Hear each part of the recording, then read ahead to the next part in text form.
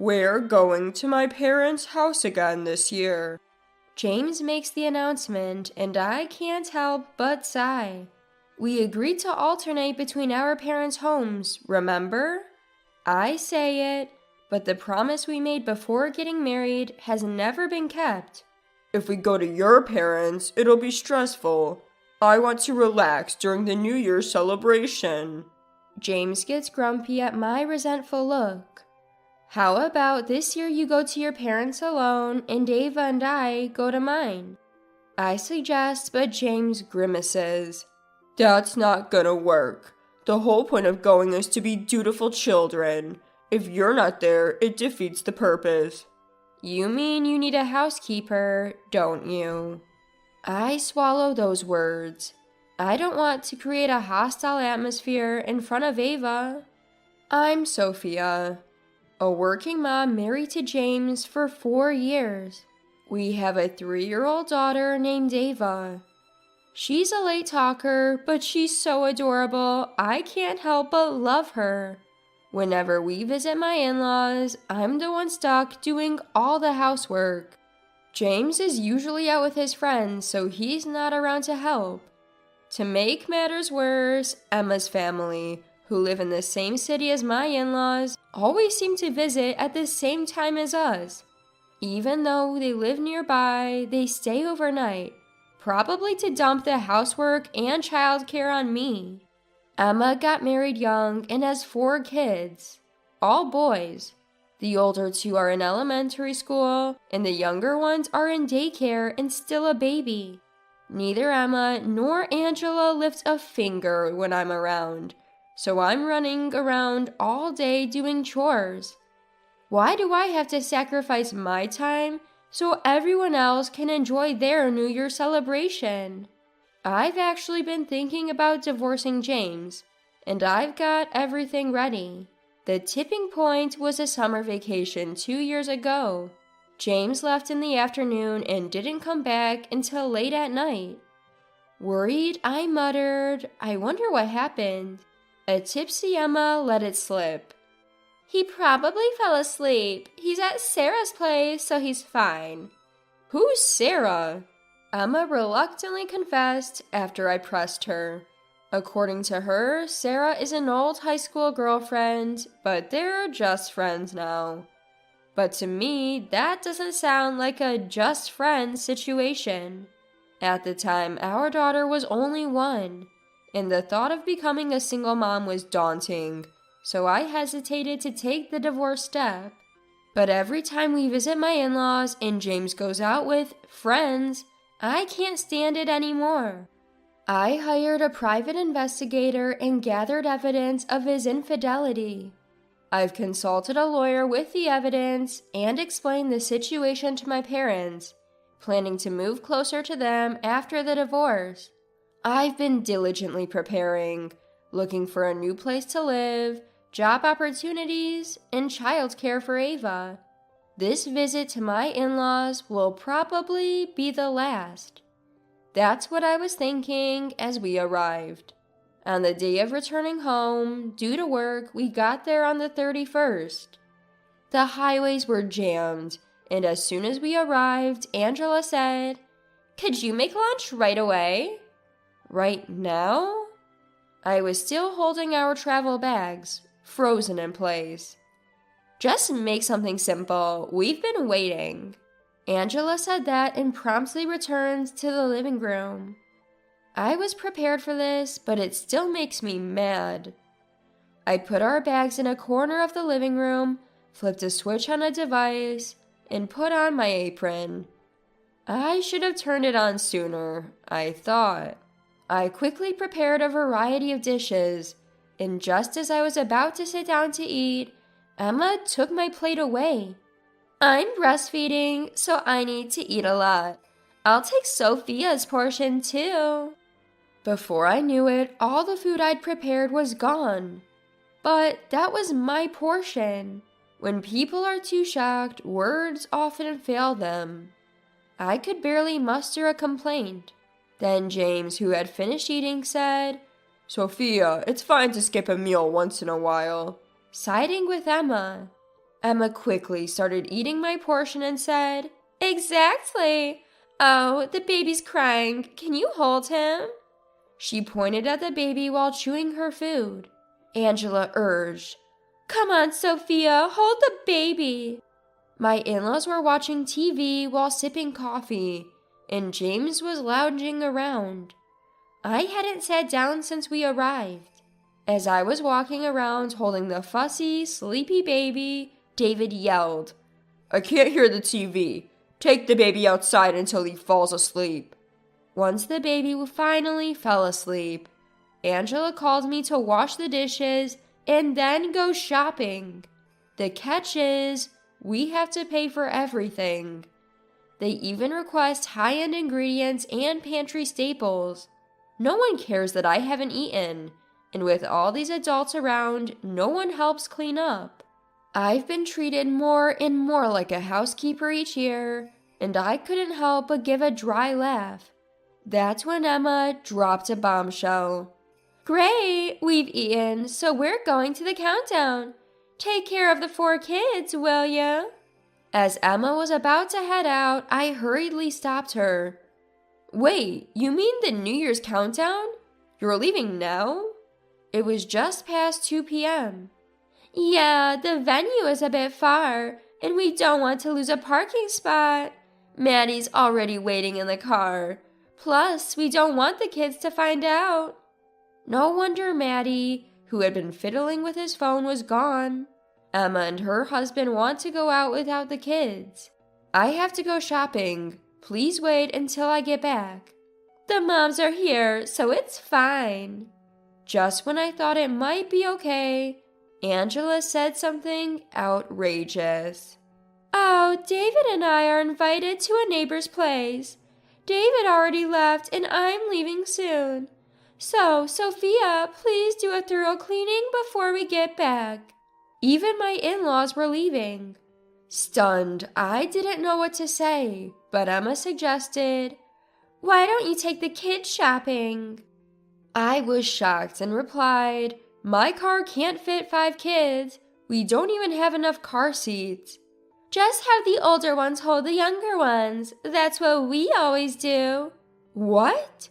I realized their car is also a 5-seater.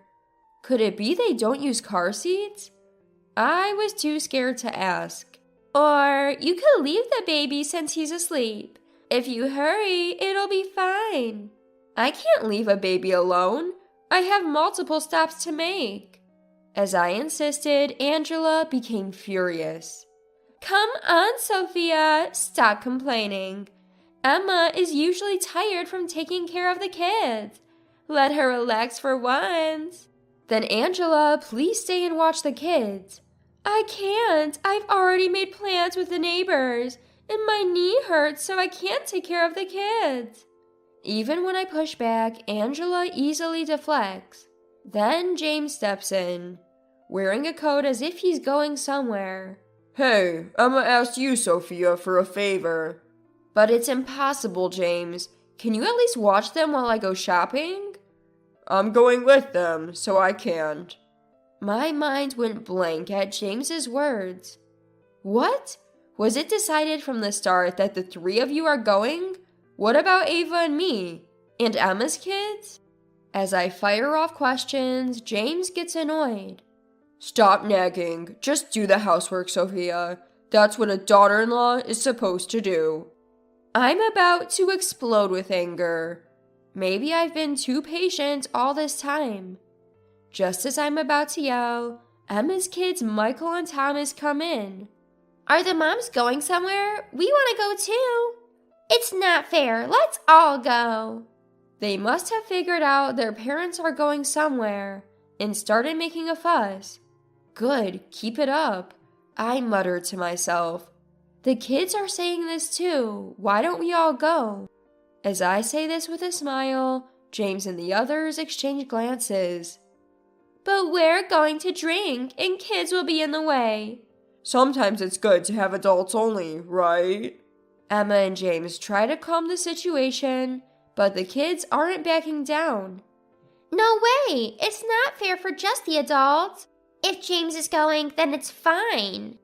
The kids are making so much noise that James slips up in frustration. No, it's supposed to be a double date. A date? I couldn't help but ask. Wait, you idiot! Emma hurriedly smacks James on the head, but it's too late. A double date? I'm James's wife, you know. Who is James's date? Is it that Sarah person? My voice drops and the room falls silent. Even the kids go quiet, perhaps shocked. So what? I can have female friends. Are you saying you won't allow me to have friends of the opposite sex now that we're married? James becomes defiant. Don't change the subject. Emma, you knew about this, didn't you? Angela, did you know?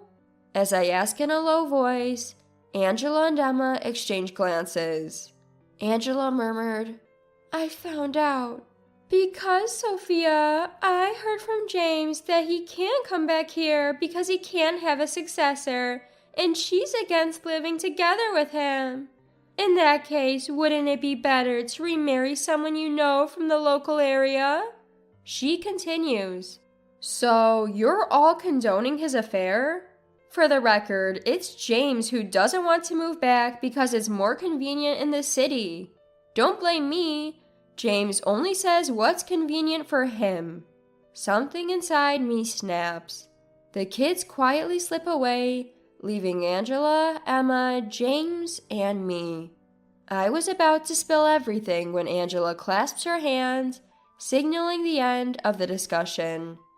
Let's stop this. It's New Year's. Let's enjoy it as planned.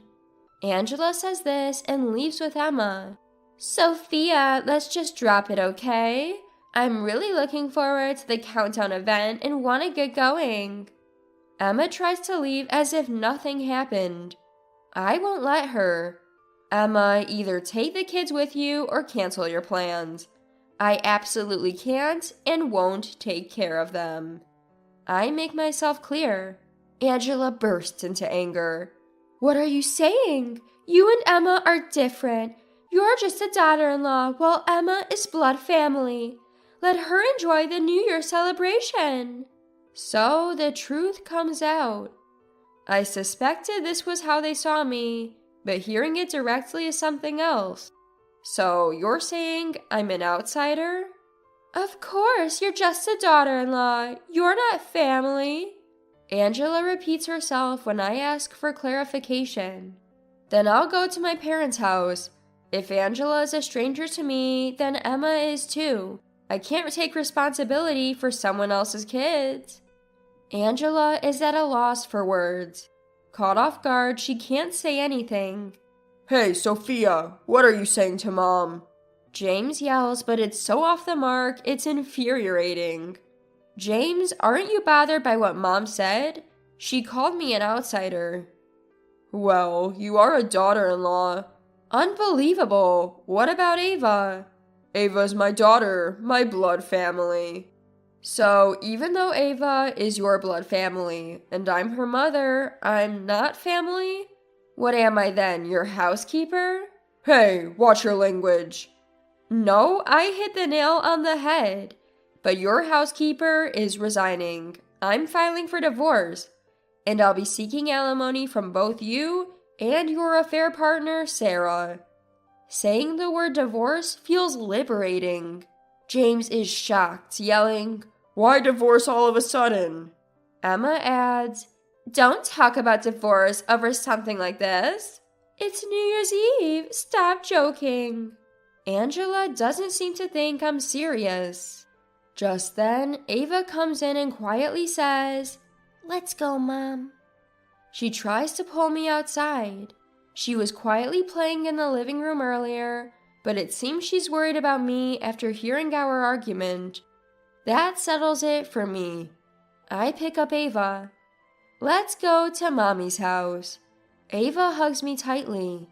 Fortunately, our bags are still unpacked, sitting in a corner of the living room. I grab one. Wait, if you don't watch the kids, we can't go to the countdown event. We were really looking forward to it.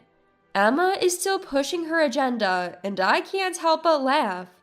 I'm a stranger, remember? I'm going back to my family now. But that's inconvenient for me. We've already booked expensive seats for the event thinking you'd watch the kids. It's too late to cancel now. If you're going to divorce, do it after the New Year celebration. Emma, are you saying the event is more important than my divorce? James looks dumbfounded, which I find oddly amusing. James, take the train back. I drop that line and grab the car keys. We'll discuss the details of the divorce through lawyers.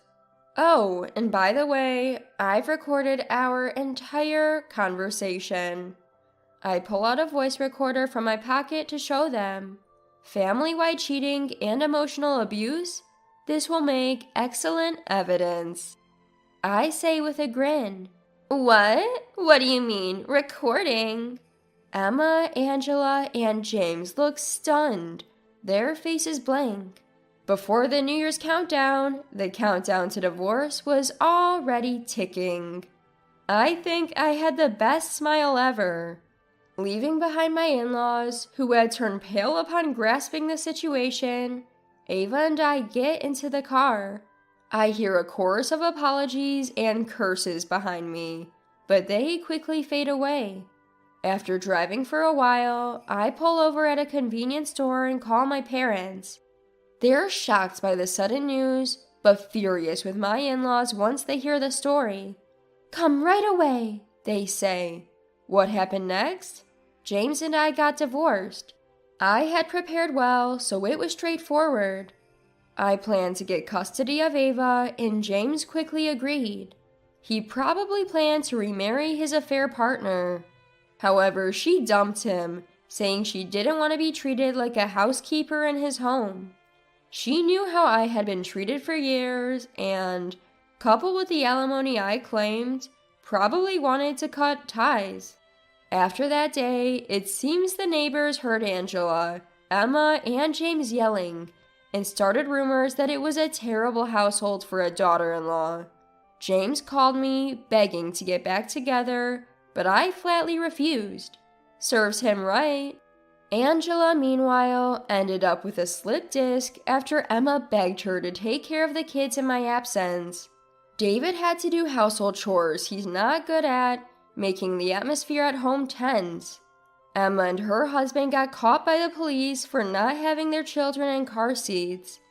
It was right after the countdown event, and they were under the influence, making matters worse.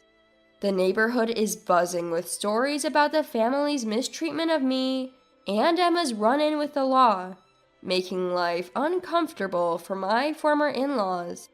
All their own doing. As for me, life after divorce is going smoothly, partly because I had prepared in advance. I was worried about the impact of the divorce on Ava, but we're enjoying calmer days than I expected. Ava is smiling and talking more than before. Everything is moving in a positive direction and I'm relieved. I want to protect Ava's smiles and spend each day doing just